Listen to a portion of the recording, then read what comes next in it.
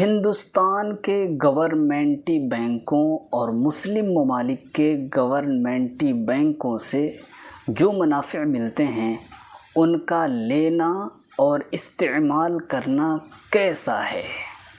یہ سوال بہت ہی اہم ہے، اس لیے کہ تقریباً لوگ اس سے متعلق ہیں، اس لیے اس سوال کا جواب ہر ایک کو معلوم ہونا چاہیے۔ آئیے اس کا جواب سنتے ہیں۔ سراج الفقہاء حضرت علامہ مولانا مفتی نظام الدین صاحب رضوی برکاتی اسی طرح کے ایک سوال کا جواب دیتے ہوئے ارشاد فرماتے ہیں کہ ہندوستان کے گورنمنٹی بینکوں میں روپے جمع کرنے پر جو منافع ملتے ہیں وہ مباح ہیں، خواہ سیونگ اکاؤنٹ میں روپے جمع ہوں یا کرنٹ اکاؤنٹ میں، فکس ڈپازٹ یا RD میں، نفع تھوڑا ہو یا زیادہ، کسی صورت یہ سود نہیں ہے بلکہ یہ جائز و حلال ہے۔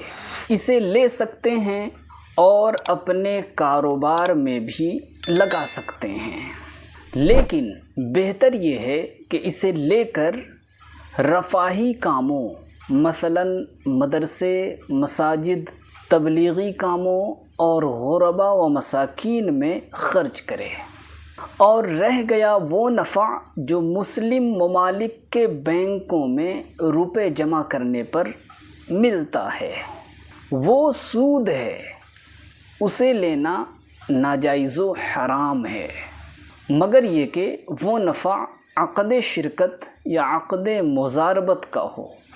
واللہ تعالی اعلم۔